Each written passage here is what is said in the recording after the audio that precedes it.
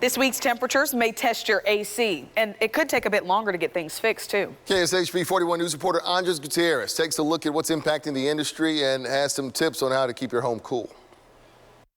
The phone is ringing off the hook. A taste of summer this week means a trial run for what's to come when the hot weather settles in. Supply chain issues already hitting the HVAC industry. Many of our suppliers that they are already sold out of their inventory for certain lines through the end of this year. What does that mean for the consumer at home? It means for the consumer at home, if your AC breaks and there aren't parts and there is not a system available, you might be warm.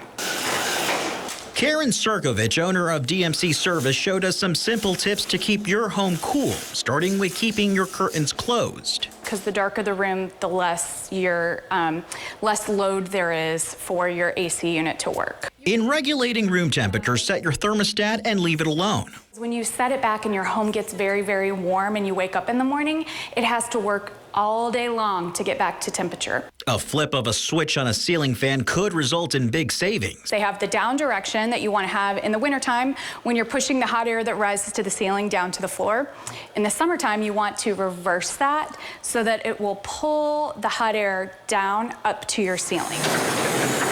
And you'll want to keep the garage closed to prevent hot air from rushing in. For those who have to be out in the heat, doctors recommend drinking plenty of fluids. Here's how you know you're not. Someone's out doing something outside, and say you stoop over, you bend over, and you stand up and you get really lightheaded. That's one of the first signs that you're probably a little dehydrated or developing some volume depletion.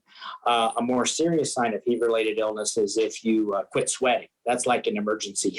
Dr. Todd Fristow adds the young and old are susceptible to heat exhaustion. It takes a while for our systems and our body to adapt to that extreme amount of heat.